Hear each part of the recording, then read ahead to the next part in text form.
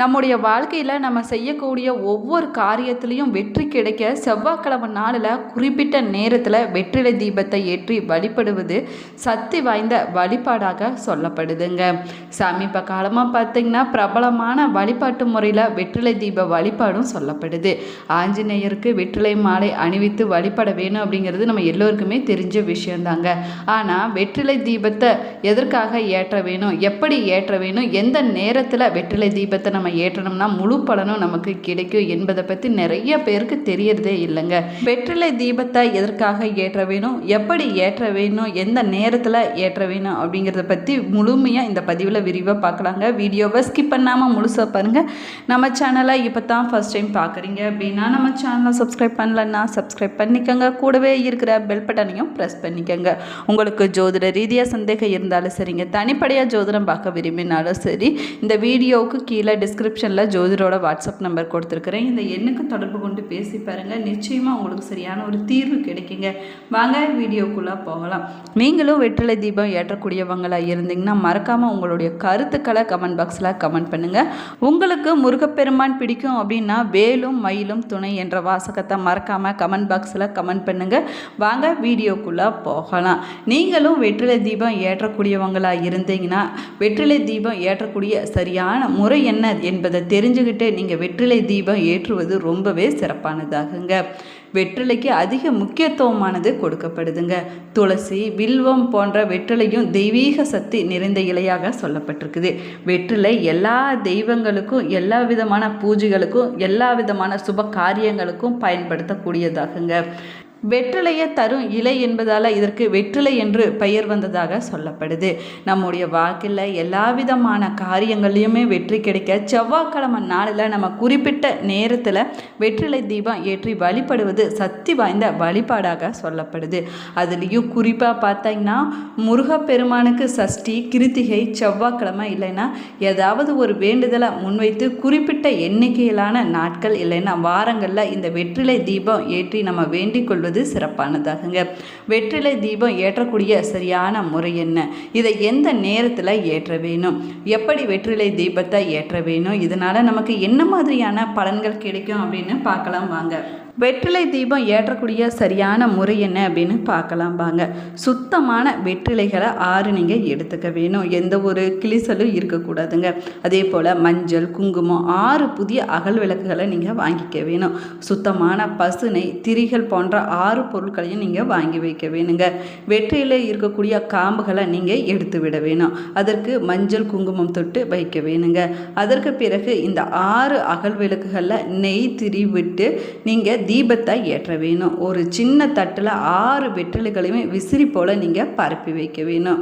ஒவ்வொரு வெற்றிலையின் மீது ஒவ்வொரு அகல் விளக்கை நீங்கள் வைத்து ஒவ்வொரு விளக்கிற்கும் தனித்தனியாக பூ வைத்து நீங்கள் வழிபட வேணுங்க. அதற்கு பிறகு ஓம் சரவண பவா என்ற மந்திரத்தை 108 முறை இல்லைன்னா குறைஞ்சபட்சம் 9 முறை நீங்கள் சொல்லி வழிபட வேணும். இந்த விளக்கை குறைஞ்சபட்சம் 1 மணி நேரமாவது நீங்கள் எரியுமாறு பார்த்து கொள்ள வேணும். அந்த விளக்கு தானாக குளிரும் வரைக்கும் நீங்கள் பார்த்துக்க வேணுங்க. நாம குளிர வைக்கக்கூடாது. இந்த முறையில் குறிப்பிட்ட நேரத்தில் வெற்றிலை தீபம் ஏற்றி மனதார நம்ம வழிபாடு செஞ்சோம்னா நம்முடைய வேண்டுதல்கள் எதுவாக இருந்தாலும் சரிங்க, நிச்சயமாக முருகப்பெருமானுடைய அருளால் நிறைவேறும். நம்முடைய முயற்சிகள் அனைத்துக்குமே வெற்றியானது கிடைக்குங்க. இப்படி வெற்றிலை தீபம் ஏற்றுவதால் நமக்கு என்ன மாதிரியான பலன்கள் கிடைக்கும் அப்படின்னு பார்க்கலாம் வாங்க. வெற்றிலை தீபத்தை வீட்டிலேயோ இல்லைன்னா கோவில்லையோ சென்று கூட நம்ம ஏற்றலாங்க. நிறைய பேர் பார்த்தீங்கன்னா வீட்டினுடைய பூஜை அறையில் ஏற்றுவதை வழக்கமாகவே வச்சிருப்பாங்க. வெற்றிலை தீபம் மகாலட்சுமிக்கு உகர்ந்ததாகுங்க. அதே போல் மகாலட்சுமி வாசம் செய்யக்கூடிய பொருளில் ஒன்றாக இந்த வெற்றிலை தீபமானது சொல்லப்பட்டிருக்குது. வெற்றிலை தீபம் ஏற்றி வழிபட்டோம்னா வீட்டில் இருக்கக்கூடிய பொருளாதார சம்பந்தமான அனைத்து விதமான கஷ்டங்களும் விலகிவிடுங்க. வீட்டில் ஐஸ்வர்யமானது பெருகும் அப்படின்னு நம்பிக்கையாக சொல்லப்படுது. இந்த வேண்டுதலை முன்வைத்து வெற்றிலை தீபம் ஏற்றினாலும் சரிங்க, அது நிச்சயமாக நிறைவேறும். இந்த தீபத்தை விநாயகருக்கு ஏற்றுவதால் காரிய தடைகள் அனைத்துமே விலகிவிடுங்க. வெற்றி மேல் வெற்றியானது நம்முடைய வாழ்க்கையில் வந்து சேரும். தீராத கடன் பிரச்சனைகள் அனைத்துமே தீர்ந்து விடுங்க. தொழில் மற்றும் நம்முடைய வாழ்க்கையில் இருக்கக்கூடிய அனைத்து விதமான தடைகளும் விலகி நம்முடைய வாழ்க்கையிலையும் சரி தொழிலையும் சரி நல்ல முன்னேற்றமானது கிடைக்குங்க. வெற்றியானது நிச்சயமாக வந்து சேருங்க. வெற்றிலை தீபத்தை நம்ம செவ்வாய்க்கிழமை நாளில் ஏற்றுவதற்கு சரியான நேரம் என்ன அப்படின்னு பார்க்கலாம் வாங்க.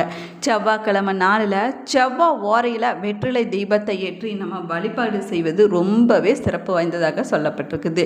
செவ்வாய்க்கிழமையில் 3 நேரத்தில் செவ்வாய் ஓரை நேரமானது வருங்க.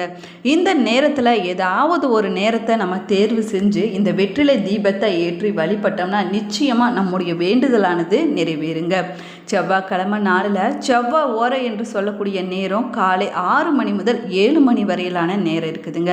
இந்த நேரத்தில் நம்ம இந்த வெற்றிலை தீபத்தை ஏற்றி வழிபட்டோம்னா நம்முடைய வேண்டுதலானது நிறைவேறும். இந்த நேரத்தை தவற விட்டவங்க செவ்வாய் ஓரை என்று சொல்லக்கூடிய நேரம் பகல் 1 மணியிலிருந்து 2 மணிக்குள்ளான நேரம் இருக்குதுங்க. இந்த நேரத்திலையும் நீங்கள் தீபம் ஏற்றி வழிபாடு செய்யலாம். இந்த 2 நேரத்தையுமே தவற விட்டவங்க கவலைப்பட தேவையில்லைங்க. அன்றைய நாளில் இரவு 8 மணி முதல் 9 மணி வரையிலான நேரம் செவ்வாய் ஓரை நேரமாகும். இந்த நேரத்தில் நீங்கள் தீபம் ஏற்றி வழிபட்டீங்கன்னா நிச்சயமாக முருகப்பெருமானுடைய அருளால் உங்களுடைய வேண்டுதல்கள் எதுவாக இருந்தாலும் சரிங்க நிச்சயமாக நிறைவேறுங்க. அதே போல் நீங்கள் செஞ்சுட்டு வரக்கூடிய தொழிலில் நல்ல முன்னேற்றமானது ஏற்படும். நம்ம வெற்றிலை தீபம் ஏற்றும்போது வெற்றிலை தீபத்தினுடைய நுனிப்பகுதி கிழக்கு இல்லைன்னா வடக்கு திசையை பார்த்தபடி இருக்க வேணுங்க.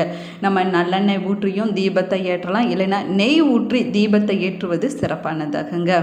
செவ்வாய்க்கிழமை நாளில் தான் வெற்றிலை தீபம் ஏற்ற வேணுமா அப்படின்னு கேட்டிங்கன்னா செவ்வாய்க்கிழமை நாள் மட்டும் இல்லைங்க, முருகப்பெருமானுக்கு உகர்ந்த சஷ்டி கார்த்திகை நட்சத்திர நாட்கள்லையுமே இந்த வெற்றிலை தீபத்தை ஏற்றி வழிபடுவது சிறப்பானதாகுங்க. தமிழ் கடவுளான முருகப்பெருமான நம்ம மனமுருகி வழிபட்டோம்னா நம்ம நினைத்த காரியங்கள் அனைத்துமே நிறைவேறும் அப்படின்னும் சொல்லப்படுதுங்க. வாரத்தில் வரக்கூடிய 7 நாட்களும் முருகப்பெருமானுக்கு பிடித்த நாட்கள் அப்படின்னு சொன்னாலும் கூட செவ்வாய்க்கிழமை நாளுங்கிறது ரொம்பவே சிறப்பானதாகுங்க.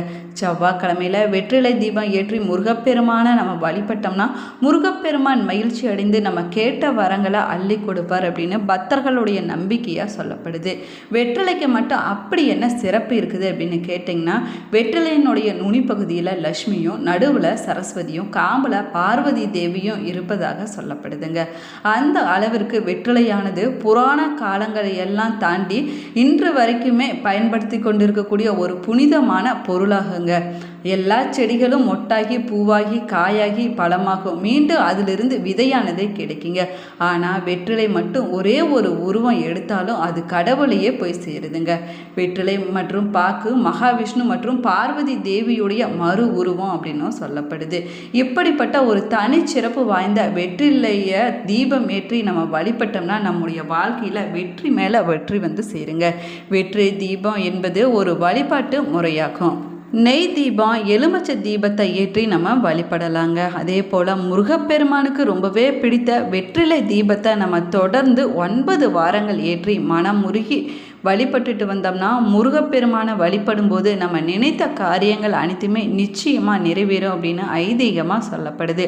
அதுலேயும் குறிப்பாக பார்த்தீங்கன்னா குழந்தை வர வேணுங்கிறவங்க முதல் திருமணம் சீக்கிரமாகவே கைக்கூடி வர வேணும் அப்படின்னு நினைக்கக்கூடியவங்க இந்த வெற்றிலை தீபத்தை ஏற்றி வழிபட்டுட்டு வந்தீங்கன்னா நிச்சயமாக அதற்குண்டான பலனானது உங்களுக்கு கிடைக்குங்க.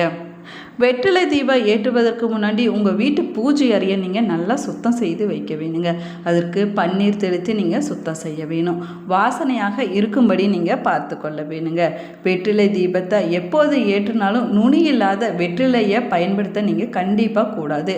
மேலுமே வெற்றிலையோடைய காம்போட விளக்கேற்றக்கூடாதுங்க. நீங்கள் செவ்வாய்க்கிழமை நாளில் செவ்வாய் ஓரையில் இந்த வெற்றிலை தீபத்தை ஏற்றி வழிபட்டுட்டு வந்தீங்கன்னா கண் திருஷ்டியானது விலகிவிடுங்க. கடன் தொல்லைகள் அனைத்துமே விலகிவிடும்.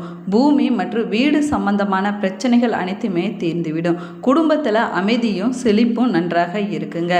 நீங்கள் வெற்றிலை தீபம் ஏற்றி பயன்படுத்தும் போது புதிய வெற்றிலைகளை வாங்கும்போது வெற்றிலையில் சேதாரம் இல்லாத 6 வெற்றிலைகளை நீங்கள் வாங்கிக்க வேணுங்க. முக்கியமாக நுனி பகுதியில் எந்த ஒரு சேதாரமும் கண்டிப்பாக இருக்கவே கூடாது. நுனி இல்லாத வெற்றிலையை பூஜைக்கு நீங்கள் எப்பொழுதுமே பயன்படுத்தக்கூடாதுங்க. வெற்றிலையில் இருந்து காம்பை கிள்ளி எடுத்துக்க வேணுங்க. காம்பில்லாத 6 வெற்றிலைகளை வைத்து தான் நீங்கள் பூஜையை செய்ய வேணும். இந்த பதிவில் செவ்வாய்க்கிழமை நாளில் எப்படி வெற்றிலை தீபம் ஏற்ற வேணும் செய்யணும், இதனால் என்ன மாதிரியான பலன்கள் நமக்கு கிடைக்கும் என்பதை பற்றி விரிவாக சொல்லியிருக்கிறேன். வீடியோவை ஸ்கிப் பண்ணாமல் முழுசாக பாருங்கள். நம்ம சேனலை இப்போ தான் ஃபர்ஸ்ட் டைம் பார்த்துட்டு இருக்கிறீங்க அப்படின்னா நம்ம சேனலை சப்ஸ்கிரைப் பண்ணலன்னா சப்ஸ்கிரைப் பண்ணிக்கோங்க. கூடவே இருக்கிற பெல் பட்டனையும் ப்ரெஸ் பண்ணிக்கோங்க. இந்த வீடியோ கண்டிப்பாக உங்களுக்கு பயனுள்ளதாக இருக்கும் அப்படின்னு நினைக்கிறேன். உங்களுடைய ஃப்ரெண்டுக்கு ரிலேட்டிவ்க்கு கண்டிப்பாக ஷேர் பண்ணி விடுங்க. நீங்களும் வெற்றிலை தீபம் ஏற்றி வழிபடக்கூடியவங்களாக இருந்தீங்கன்னா மறக்காமல் உங்களுடைய கருத்துக்களை கமெண்ட் பாக்ஸில் கமெண்ட் பண்ணுங்கள். Thank you friends.